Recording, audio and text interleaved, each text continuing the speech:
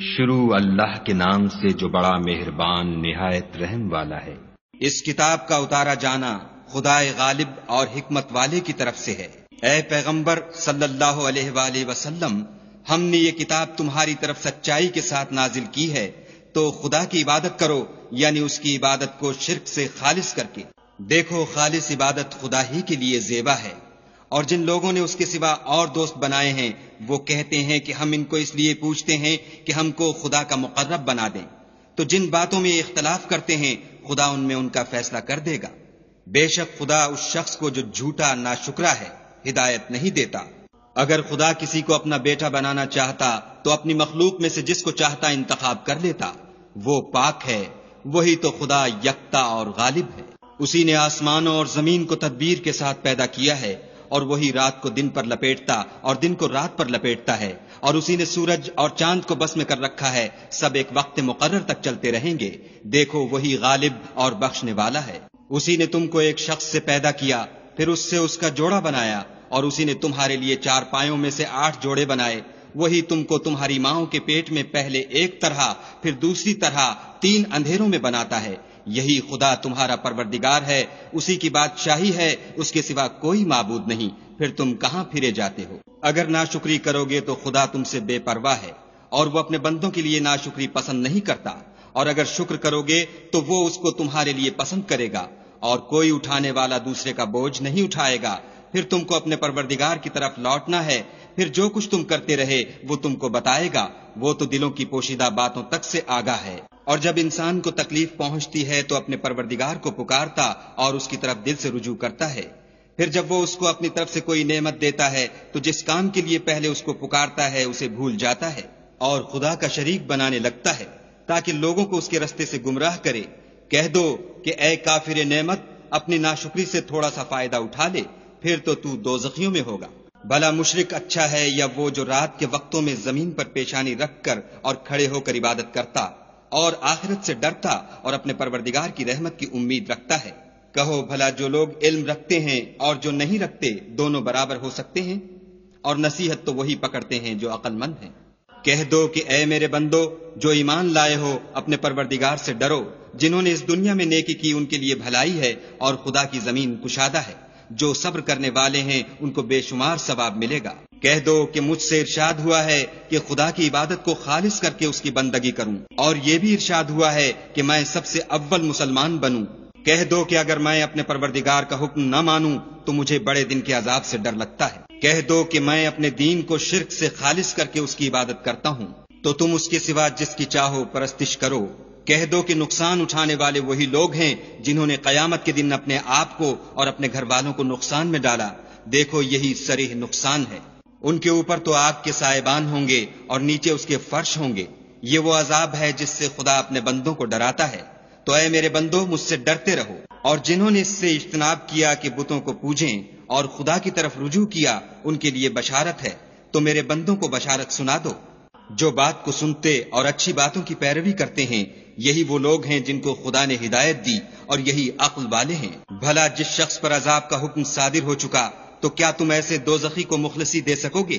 لیکن جو لوگ اپنے پروردگار سے ڈرتے ہیں ان کے لیے اونچے اونچے محل ہیں جن کے اوپر بالا خانے بنے ہوئے ہیں، اور ان کے نیچے نہریں بہ رہی ہیں۔ یہ خدا کا وعدہ ہے، خدا وعدے کے خلاف نہیں کرتا۔ کیا تم نے نہیں دیکھا کہ خدا آسمان سے پانی نازل کرتا، پھر اس کو زمین میں چشمے بنا کر جاری کرتا، پھر اس سے کھیتی اگاتا ہے جس کے طرح طرح کے رنگ ہوتے ہیں، پھر وہ خشک ہو جاتی ہے تو تم اس کو دیکھتے ہو کہ زرد ہو گئی ہے، پھر اسے چورا چورا کر دیتا ہے۔ بے شک اس میں عقل والوں کے لیے نصیحت ہے۔ بھلا جس شخص کا سینہ خدا نے اسلام کے لیے کھول دیا ہو اور وہ اپنے پروردگار کی طرف سے روشنی پر ہو، تو کیا وہ سخت دل کافر کی طرح ہو سکتا ہے؟ بس ان پر افسوس ہے جن کے دل خدا کی یاد سے سخت ہو رہے ہیں، اور یہی لوگ صریح گمراہی میں ہیں۔ خدا نے نہایت اچھی باتیں نازل فرمائی ہیں، یعنی کتاب جس کی آیتیں باہم ملتی جلتی ہیں اور دہرائی جاتی ہیں۔ جو لوگ اپنے پروردگار سے ڈرتے ہیں ان کے بدن کے اس سے رونگٹے کھڑے ہو جاتے ہیں، پھر ان کے بدن اور دل نرم ہو کر خدا کی یاد کی طرف متوجہ ہو جاتے ہیں۔ یہی خدا کی ہدایت ہے، وہ اس سے جس کو چاہتا ہے ہدایت دیتا ہے، اور جس کو خدا گمراہ کرے اس کو کوئی ہدایت دینے والا نہیں۔ بھلا جو شخص قیامت کے دن اپنے منہ سے برے عذاب کو روکتا ہو کیا وہ ویسا ہو سکتا ہے جو چین میں ہو؟ اور ظالموں سے کہا جائے گا کہ جو کچھ تم کرتے رہے تھے اس کے مزے چکھو۔ جو لوگ ان سے پہلے تھے انہوں نے بھی تکذیب کی تھی، تو ان پر عذاب ایسی جگہ سے آ گیا کہ ان کو خبر ہی نہ تھی۔ پھر ان کو خدا نے دنیا کی زندگی میں رسوائی کا مزہ چکھا دیا، اور آخرت کا عذاب تو بہت بڑا ہے، کاش یہ سمجھ رکھتے۔ اور ہم نے لوگوں کے سمجھانے کے لیے اس قرآن میں ہر طرح کی مثالیں بیان کی ہیں تاکہ وہ نصیحت پکڑیں۔ یہ قرآن عربی ہے جس میں کوئی عیب اور اختلاف نہیں، تاکہ وہ ڈر مانیں۔ خدا ایک مثال بیان کرتا ہے کہ ایک شخص ہے جس میں کئی آدمی شریک ہیں، مختلف المزاج اور بدخو، اور ایک آدمی خاص ایک شخص کا غلام ہے، بھلا دونوں کی حالت برابر ہے؟ نہیں، الحمدللہ، بلکہ یہ اکثر لوگ نہیں جانتے۔ اے پیغمبر صلی اللہ علیہ وآلہ وسلم، تم بھی مر جاؤ گے اور یہ بھی مر جائیں گے، پھر تم سب قیامت کے دن اپنے پروردگار کے سامنے جھگڑو گے اور جھگڑا فیصل کر دیا جائے گا۔ تو اس سے بڑھ کر ظالم کون جو خدا پر جھوٹ بولے اور سچی بات جب اس کے پاس پہنچ جائے تو اسے جھٹلائے؟ کیا جہنم میں کافروں کا ٹھکانہ نہیں ہے؟ اور جو شخص سچی بات لے کر آیا اور جس نے اس کی تصدیق کی، وہی لوگ متقی ہیں۔ وہ جو چاہیں گے ان کے لیے ان کے پروردگار کے پاس موجود ہے، نیکوکاروں کا یہی بدلہ ہے، تاکہ خدا ان سے برائیوں کو جو انہوں نے کی دور کر دے، اور نیک کاموں کا جو وہ کرتے رہے ان کو بدلہ دے۔ کیا خدا اپنے بندے کو کافی نہیں؟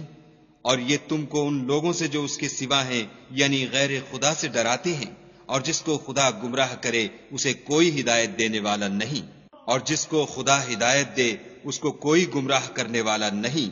کیا خدا غالب اور بدلہ لینے والا نہیں ہے؟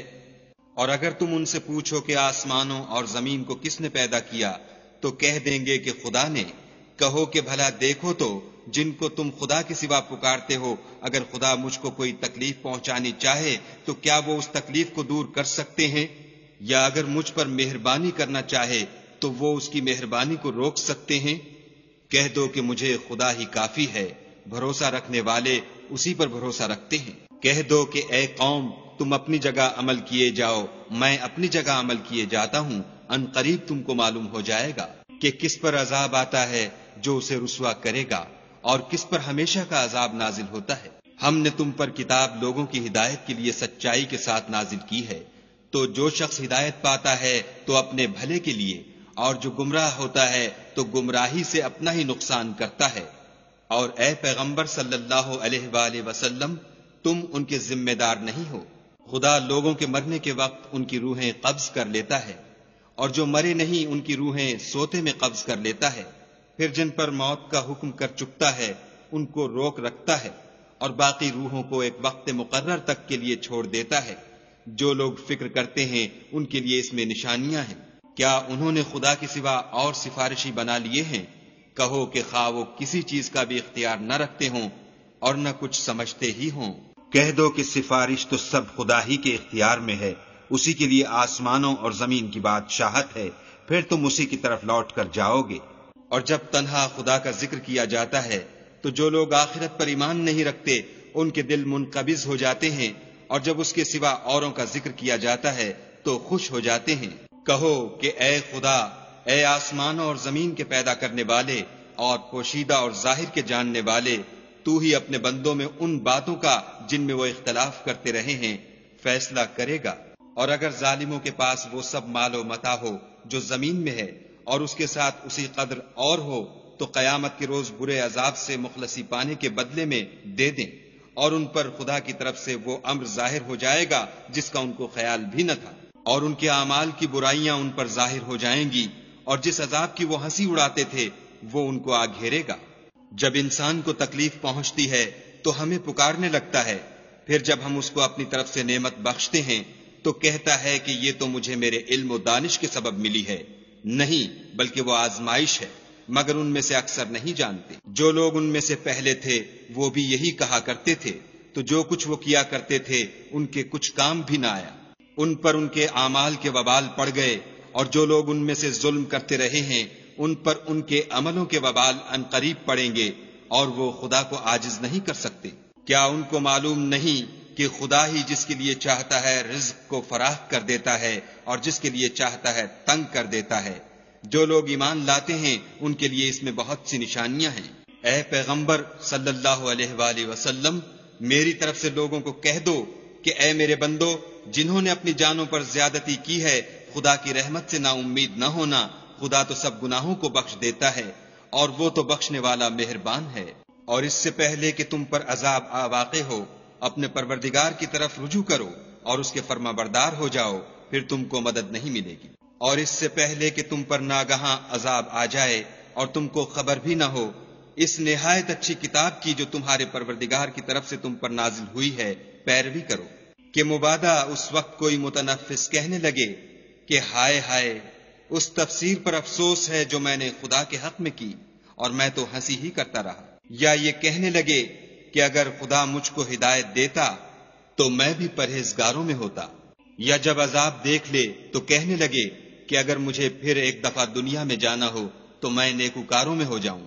خدا فرمائے گا، کیوں نہیں، میری آیتیں تیرے پاس پہنچ گئی ہیں، مگر تو نے ان کو جھٹلایا اور شیخی میں آ گیا اور تو کافر بن گیا۔ اور جن لوگوں نے خدا پر جھوٹ بولا، تم قیامت کے دن دیکھو گے کہ ان کے منہ کالے ہو رہے ہوں گے۔ کیا غرور کرنے والوں کا ٹھکانہ دوزخ میں نہیں ہے؟ اور جو پرہیزگار ہیں ان کی سعادت اور کامیابی کے سبب خدا ان کو نجات دے گا، نہ تو ان کو کوئی سختی پہنچے گی اور نہ غمناک ہوں گے۔ خدا ہی ہر چیز کا پیدا کرنے والا ہے اور وہی ہر چیز کا نگراں ہے۔ اسی کے پاس آسمانوں اور زمین کی کنجیاں ہیں، اور جنہوں نے خدا کی آیتوں سے کفر کیا وہی نقصان اٹھانے والے ہیں۔ کہہ دو کہ اے نادانو، تم مجھ سے یہ کہتے ہو کہ میں غیر خدا کی پرستش کرنے لگوں، اور اے محمد صلی اللہ علیہ وآلہ وسلم، تمہاری طرف اور ان پیغمبروں کی طرف جو تم سے پہلے ہو چکے ہیں یہی وحی بھیجی گئی ہے کہ اگر تم نے شرک کیا تو تمہارے عمل برباد ہو جائیں گے اور تم زیاں کاروں میں ہو جاؤ گے، بلکہ خدا ہی کی عبادت کرو اور شکر گزاروں میں ہو۔ اور انہوں نے خدا کی قدر شناسی جیسی کرنی چاہیے تھی، نہیں کی، اور قیامت کے دن تمام زمین اس کی مٹھی میں ہوگی اور آسمان اس کے داہنے ہاتھ میں لپٹے ہوں گے، اور وہ ان لوگوں کے شرک سے پاک اور عالی شان ہے۔ اور جب سور پھونکا جائے گا تو جو لوگ آسمان میں ہیں اور جو زمین میں ہیں سب بے ہوش ہو کر گر پڑیں گے، مگر وہ جس کو خدا چاہے۔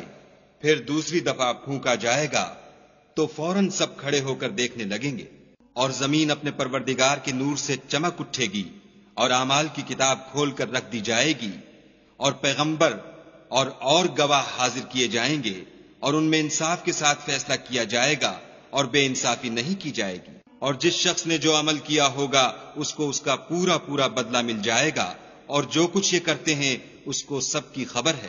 اور کافروں کو گروہ گروہ بنا کر جہنم کی طرف لے جائیں گے، یہاں تک کہ جب وہ اس کے پاس پہنچ جائیں گے تو اس کے دروازے کھول دیے جائیں گے، تو اس کے داروغہ ان سے کہیں گے کہ کیا تمہارے پاس تم ہی میں سے پیغمبر نہیں آئے تھے جو تم کو تمہارے پروردگار کی آیتیں پڑھ پڑھ کر سناتے اور اس دن کے پیش آنے سے ڈراتے تھے؟